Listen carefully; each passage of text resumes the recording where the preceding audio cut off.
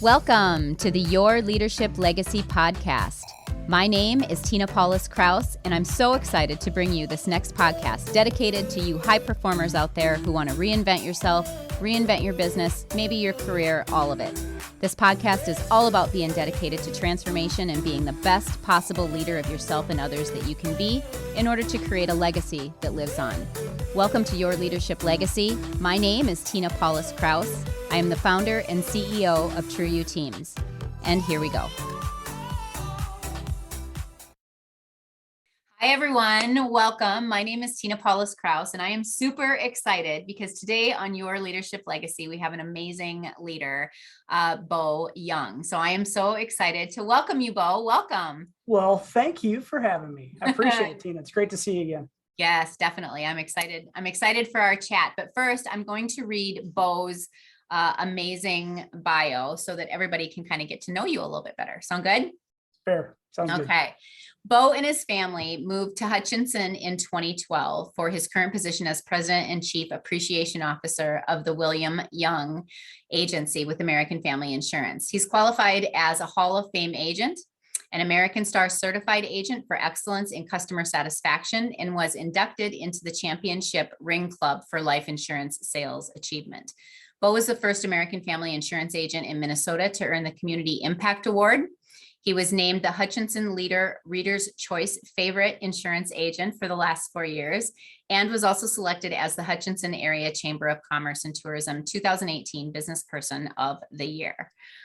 He is a member of the design team and a past graduate of Hutchinson Leadership Institute board member and a volunteer for Junior Achievement of Hutchinson and the current vice president of the Networking Referral Group. Bo has been married to his wife, Colleen, for 20 years, and together they have 3 daughters.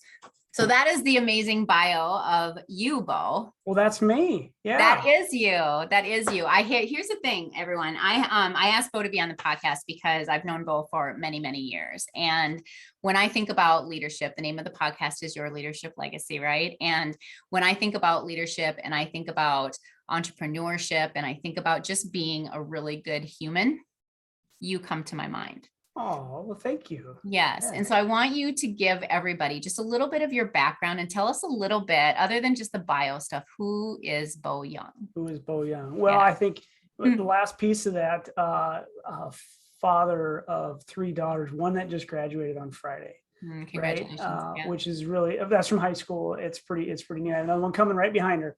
I tell you, I haven't figured myself out yet. It's an ongoing deal. I'm learning every day, trying to become a better leader every day. I've been an entrepreneur for a good portion of my life. I've started multiple businesses. I've had a few that I sold, a few that I closed up. Took some chances in life.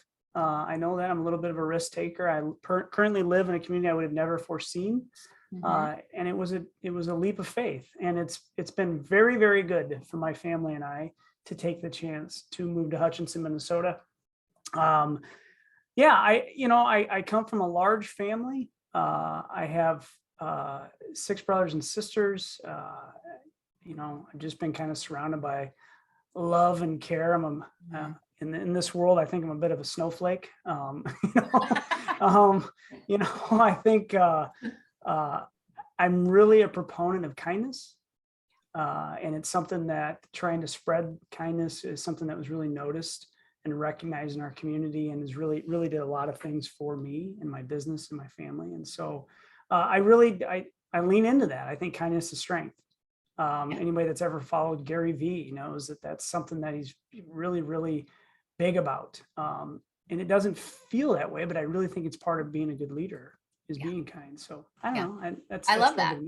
No, I love that. Being part of being a good leader is kindness. I agree with that. Kindness is from your heart, right? Like in leading from the heart. A lot of the times when we talk about leaving a leadership legacy, when I talk to either people that have had amazing leadership legacies, or we think about some of the people have passed with great leadership legacies, kindness is a common theme. Yeah. Like it really is, if you think about it, kindness is a common theme. And that is why I so admire your leadership and why I have you on here, because I see you walk that talk every single day, not only in your community, but online and for your company and for your family as well. And so when you think about the last couple of years, because it's been a rough couple of years, right? With everything that's going on in our world, and think about business in general, for you, talk to us about the last couple of years and how that's gone for you. It certainly has had its challenges and opportunities, right? Opportunities for change, opportunities for improvement. I think it's allowed most people across the world to get a little more introspective, to just kind of dig into themselves and say, what is really making me happy? Is this making me happy? Am I dissatisfied? You see people retiring or leaving jobs and the great resignation. You see all these things, and it's not all about money. It's about finding some lifestyle satisfaction, right? So the past 2 years as a family, it's had a couple challenges, and we've worked through health things and things like that. I think if nothing, the last 2 years has really forced everyone to realize that everyone has a story, and that everybody has pain in that story. And if it's not themselves, it's a sibling, it's a parent, it's a friend, somebody's going through something all the time. And if we can just walk with a little empathy, right? If we can just embrace that, if we can, on another side, we know it's exposed substantial challenges in mental health. We know that some decided to dial into their physical health and improve it because time was created, and others decided that wasn't a priority and are really ill, right? Or struggling to battle against certain things. So I think the 2 years in business has forced you to look even deeper on how good are the relationships that I have with my clients, with my coworkers, with my direct reports, or whatever it is. Are we developing stronger relationships? Are we being more transactional? Are we leaning into the customers that we have? And are we trying to create better experience for them so that we can strengthen the relationship? Because if we're not, we're exposed. We're completely exposed. Yeah. So talk more about that. Why are we exposed? I love that. Yes. Well, I look at, you look at the insurance industry, right? Many of us want the same client. Many of the different carriers want the same client or clients, right? With the same attributes, and the data is king and queen, right? Yeah. So we all want that same person. And if you haven't heard from your insurance agent or your carrier for anything other than an invoice, there's no reason to be loyal. Have they really looked after your best interests? Yeah. Have they made sure you're aware of different coverage options? Have they leaned into you at all with just a thank you? Have they called to say maybe happy birthday? Is it a quick video message? Have they done anything to maybe strengthen the relationship? And if not, then my competition is going after them. Yeah. Right. And I know I shared little quotes and things all the time, but if I don't take care of my client, my competition will. Yeah. And so let me lean in a little bit and do everything I can. Right. So. Yeah. Well, and I think that's where the customer is going, right? We talk about the great resignation, and there's all these terms out there now about where everyone's at, but customers driving it. The customer is driving the interaction. And so what we've seen a lot of businesses really have to do is dig in deep to their business and what's missing in my business right now so that I can take care of my customer, because we're really starting to see it. And one of the things that impresses me so much about you is you really notice the little things, right? You notice the little things. So you said you notice when it's your client's birthday, you notice when something's going on in those people's lives. I've gotten stuff from you in the mail when stuff was going on in my life, right? And it matters, and it makes a difference to building the relationship. And so when I think about customers and what they want today and where they're going, they want to know that you got their back. They want to know that you care about them. Yeah. And so talk to us about some of the ways that you really show your customers that you care about them, because I know that you've got good ones. Well, there's a few things that we do, I think, a little different in our agency, but it goes back to actually going to conventions with the company I serve, right? American Family. And they've put some incredible speakers and leaders in front of us. And one, for example, what was think director of customer experience from Marriott spoke, and we've had some different ones along the way. We've had Disney leaders, right, that talked about, but one thing I take away is that I'm not being compared to the next insurance agent in my community. What I'm being compared to is wherever the best experience is. If it's the pizza delivery person, the person that answers the phone at the pizza shop, wherever they go, if somebody get an elevated customer experience, that's what I'm compared to, not just my industry. Nobody draws that line. And so what can you do different? What can you do to stay top of mind? What can you do to stand out from your competition? What can you do to inspire referrals? All of these things you have to ask yourself. And, so for example, I have a system that I use, a platform that I use to send out personalized cards and gifts, right? And it's really easy to do, but it's very, very impactful because oftentimes people haven't received something like that. And I go back to the beginning of the pandemic, and I have, dozens of commercial clients, for example, that hairdressers and large commercial clients, small commercial clients, right? So, and right away, I was like, wait a second. I'm still getting paid. The world's in turmoil a little bit, right? There's businesses forced to close. They're worried about making ends meet. And even you can't go get your hair cut. So the hairdresser that relies 100% on the revenue coming in, there's no recurring revenue unless the hair is cut. Yeah. I thought this is tragic, and it's gonna take a while for the government maybe to kick in and give them some money and all that. What can I do? Right. So every single one of those clients received a package from me that was a card, basically thanking them for being who they are and all they do. And then a package of brownies, and the brownies said, in case of chocolate emergency, break plastic on the wrapper, right? And it had their name on it. And over, I got a picture of that scene. Today is the day I'm breaking the plastic, because they were having a really tough day. That little move, leaning into them, really went a long ways. It led to retention improvements, even though they were struggling. It led to referrals, all of that. So I don't know. Somebody once said that it's like being in business is like Tetris. Right? The game Tetris, if you ever played the game Tetris, right? You try to get the whole line and it makes the whole line disappear. If you fit in, you disappear in business. Can't fit in. You've got to be a little different. You have to be a little unique. And so that's one thing that we do. We really do try to, we become social media friends with clients, right? And when we see something's going on in their life, they lost a pet, right? Generally speaking, they're going to get a card and either a mug with the pet's picture on it, or a ornament or something different that they don't get from somebody else. Yeah. What I hear you saying is creativity and intention, right? Because the world is in chaos. And so we have a choice. You could be in chaos along with the rest of the world, or you could step into a serving role.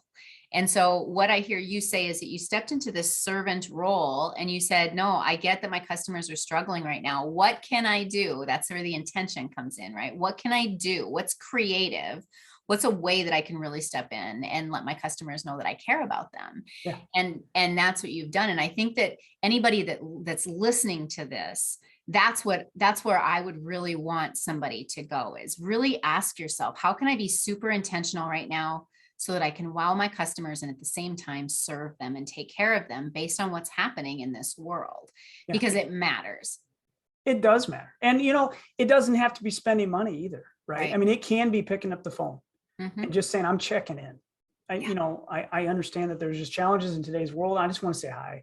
I just want to check in. This is not a sales call. I won't accept an offer to buy, and that's free, but it does take intention, because we have a million things going on in all of our offices. And if you don't say, I'm going to do this, something else comes in its way. And so, intention is super big. So how have you kept yourself motivated through all of this? Because good leaders, great leaders, they have tools and ways that they keep themselves in check so that they can serve everyone else. So I'm curious to know how you kept yourself motivated through all of it. I have 3 daughters and an incredible wife, and they motivate me. And they're the reason why my feet hit the ground every single morning. It has been that way since day one. My wife happens to be the strongest person I've ever met, and she inspires me daily. And so you just don't want to let somebody down. But I can't also dismiss the fact that I work with an incredible team. I have not had a day that I don't like going to work. I loved my little 4-day weekend I had last weekend. It was really relaxing, Yeah. but I've never not wanted to go to work. And a big part of that is the community I serve and the people I'm privileged to work alongside. So they make my life better because I'm around them. No matter how stressful it is in the office, we still laugh. We still find ways to do good. Right. Yeah. And so, the other part I think is I've been very intentional about being plugged into a community and not just being a part, not just a little part. I want to be plugged in. And when you do that and you feel that ownership, it's a little different when you're that connected to your community. It does motivate you. Yeah. I've tried to stay fairly active. That's another thing. I mean, I don't know. All of a sudden we had free time and I was showing up at work at 1:00 in the afternoon, a couple of years ago. I'm like, why don't I can probably get on a rowing machine or go exercise, things like that. Right. Yeah. So I try to do some good things, health wise. And then I generally like to have a challenge that's set ahead of me down the road. Right now, I'm not signed up for a run, a race, or anything crazy. Right. Well, there's my stretch to you. By 4:00 tomorrow afternoon, you get to get signed up for something. Oh, well, that's terrible. I just did a 50-mile bike ride with my daughter. That was absolutely brutal, but, and that's because of her. She encouraged me. She motivates me. They all do. Everybody does in their own way. But the other part on the business side, I have a streak going with certain success. And I don't want to let that down. And my team doesn't want to let that end. And so it keeps us motivated in a sales and service role that we serve. So I think there's a lot of different things that keep me going, that keep me positive. I've generally been, I think for years I was a cup half full kind of guy. I think it's actually better to define it as I'm a guy that absolutely knows that the cup's refillable. Totally. I love that. And that's a big deal. I try not to get caught up in doom and gloom. I process and move on kind of thing. So yeah. What I hear you say is you take care of yourself, like in all ways. So taking care of your body, taking care of your mind, taking care of, like you're intentional in taking care of things. Being plugged in and belonging is a big thing right now. Yeah. So it's really when you're intentional about belonging, when you're intentional about being plugged into something, that helps keep you connected to something. And a lot of the times when I see people that go into depression or, get sidetracked and stuff like that, it's because they've lost the belonging. They've lost the purpose. They don't know, like, what is my North Star and where am I going? And so talk to us a little bit about how, I know you do a lot of stuff to keep your team motivated and you talk about losing the streak and stuff like that, but like, how do you really, it's been tough. And so not only is it tough to keep ourselves motivated, but how do you keep a team of people motivated every single day to show up and give their best? Well, yeah, you're spot on. I would say that 2 years ago, 2.5 years ago, maybe, I read pre-pandemic, I had read a little story about 4-day work week.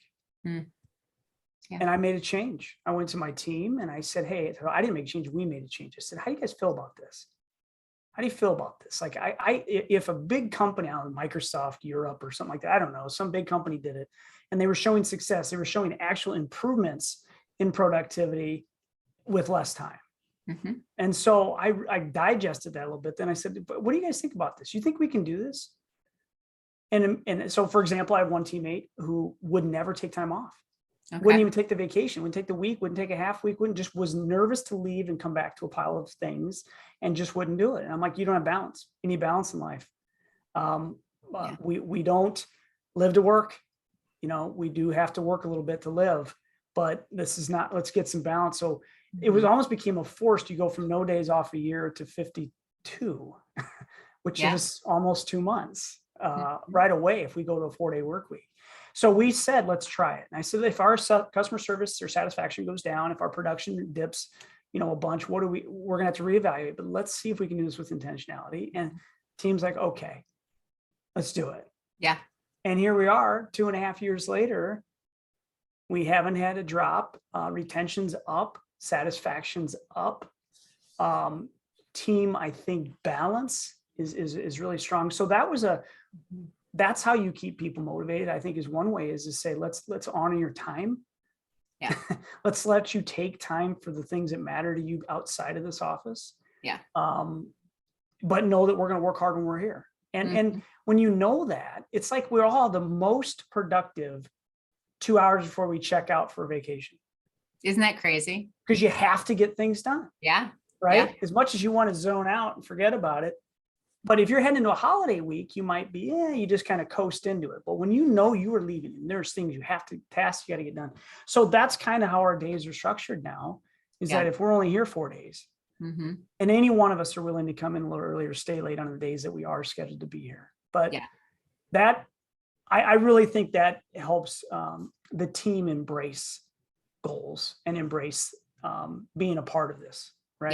Yeah. Saying, And I love that they had a say in it, right? Like it was like, okay, well, this is what our say is. So when you think about teamwork, how has teamwork changed over time? So how you manage your team today, I have to imagine is maybe a little different than you have in the past. So how have you evolved with managing your team? Because I know it's a big thing, right? With small businesses, like with the Great Resignation and everything that's happening right now, people are really struggling to hire and retain good talent. So how has it changed? I'm very fortunate that we have this culture here that we don't dislike our job. When our team members are out in public, they're not griping about their life and their job. And I think that really helps.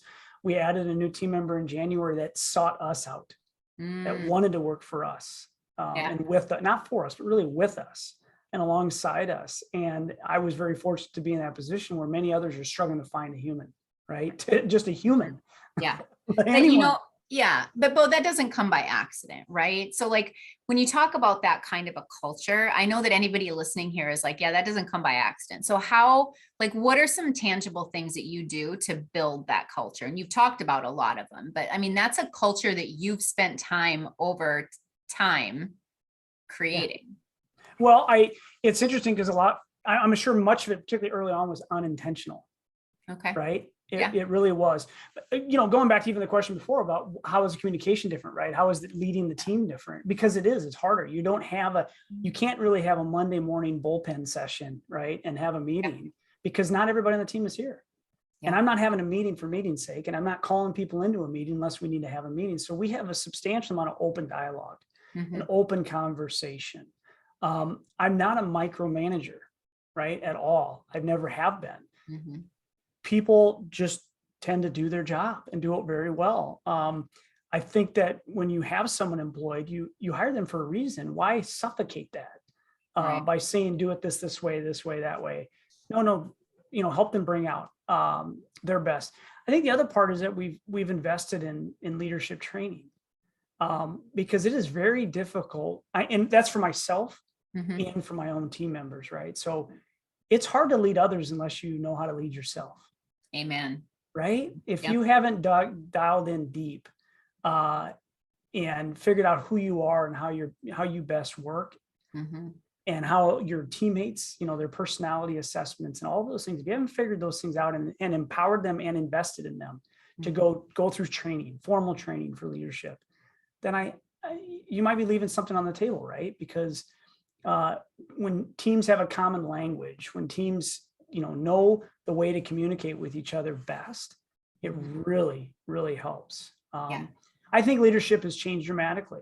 This whole top-down concept, non-empathetic leader. If you look at, you can ask anyone like, hey, top 10 traits or 20 traits of a leader, but yet we can look around and there are several quote unquote leaders or people in a position of power or managers or business owners that are not great leaders. By any stretch of, by any quality, they're still there. It doesn't mean they're great. And they've had some success. Maybe the person right below them is one fill in the gap, right? Yeah. So I think if we aren't constantly learning about how to be a better leader, we will fall behind a little bit. Yeah, I agree. I mean, we're human. We make mistakes.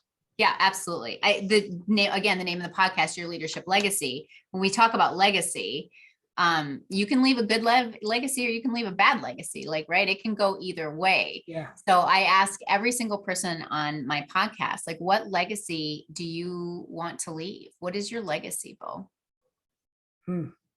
I threw you off guard with that. I didn't tell you that question was coming. I forgot. Well, I think it's a really great question. And I wonder how many people have intentionality in it, right? On the legacy they wish to leave, or is it something that just happens because of who they are? Right. So I go back 10 years ago when I moved to this community and said, I'm going to intentionally plug in. I've never been part of a community. I never felt to be that. And it, over the course of time, over the course of years, I more and more and more plugged in. Right. Yeah. And I would hope that when I'm gone someday from either the community or from this earth, that I'm recognized as someone that promoted kindness. I think it's an important thing for me, that I have shown an investment in leadership, because I'm part of the design team for the Hutchinson Leadership Institute. I believe in building better leaders in our community. So the more we have, the better our community can be. Right. And then that is the third word, really, is that is community, that it really matters. You can live somewhere and hope things get better, or hope they had this, or hope they did that, but never take any action. Or you can be a part of a solution and part of a community making things change. And that's really good. And it takes collaboration. Yeah. Right. And I think what we find is, unfortunately, there's a lot of people out there that want to just sit back and judge it and compare it. And instead of getting in and getting dirty and getting messy and getting into committed action. Yeah. And that's, I hope that, I just hope that more people see this, even if you're really invested in a leadership program, even if you are well into your years of leadership, that you just pause for a second and say, I wonder how much I could learn if I went through some formal training again and looked and see how this was done. Right. One of the things we see in our world, one of these things we see in our world today, right, is people's inability to listen to other opinions. Right. And when you go through some proper training, and it helps you open your eyes to the way other people think, the experiences they have, and why they're shaped, and why they are the way they are, you can really become more accepting of others. Right.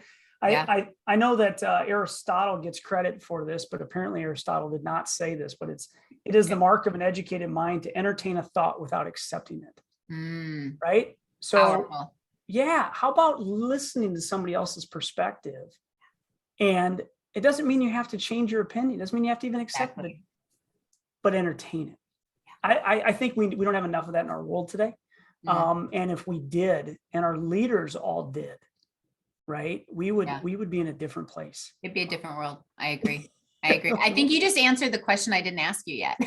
What was that? Well, my last question for you is is literally, what do you wish for the world right now? That's it. Yeah. I really wish that we could find a way to listen, to understand, not to respond, and then to make improvements based on that. Right. Committed action. Yeah. And you have to take action, right? We can talk all day, we can listen all day, but you do have to take some action. Yeah. And so, the world's a challenged place. It's also a beautiful place. And there's a lot of good things going on in the world today. We end up getting focused on all the challenges and the real problems, but I don't know. You have to stop every day and pause and be thankful and live with some gratitude in your heart. Absolutely. Yeah. Yeah. That's why you're such a great leader, because you lead with gratitude. That's amazing. Well, so here's the last question is, where can people find you? Because you're so amazing. Well, thank you for the compliments. And Tina, right back at you. I'm so honored to be on your podcast here. It has been a joy getting reconnected over the last couple of years, and it's neat that our paths have crossed, in different ways. To reach me, you can certainly reach my agency. I'm WilliamYoungAgency.com. WYoung@amfam.com. That's an email. My phone number at the office, 320-587-4989. There you go. I think I'm AmFam Bo on Instagram, and I'm on Facebook as well. So nice. And LinkedIn, don't forget. And LinkedIn, yeah. Yes. I need to spend more time. I keep getting things saying I'm behind on my notifications. So. There you go. Well, I want to thank you for being on. When I think about leaders that should be on this show, you're definitely at the top of the list of that. So I agree that it's been amazing to get reconnected with you. There needs to be 1 million+ Bo Youngs in the world. And I'm going to start calling you the Kindness King. That's my new nickname for you, the Kindness King. Oh, well, thank you. I've had a couple nicknames along the way. The CKO, the Chief Kindness Officer. There you go. Yeah. CEO of kindness. It's been kind of weird, but I'll There you take the go. kindness game. Thanks. Absolutely. Kindness is the future. I firmly believe that it's what's going to change our world. So thank you Love so it. much for being on, and go find Bo if you guys All need right. insurance or just need a good leader to follow. He's amazing. So thank you so Thank you. much. And we will see everyone next time. Talk later, everyone. Thank you. My name is Tina Paulus Kraus, and I thank you so much for tuning in. I hope you enjoyed the show. Check out our programs and events at truuteams.com. And until next time, make it an amazing day.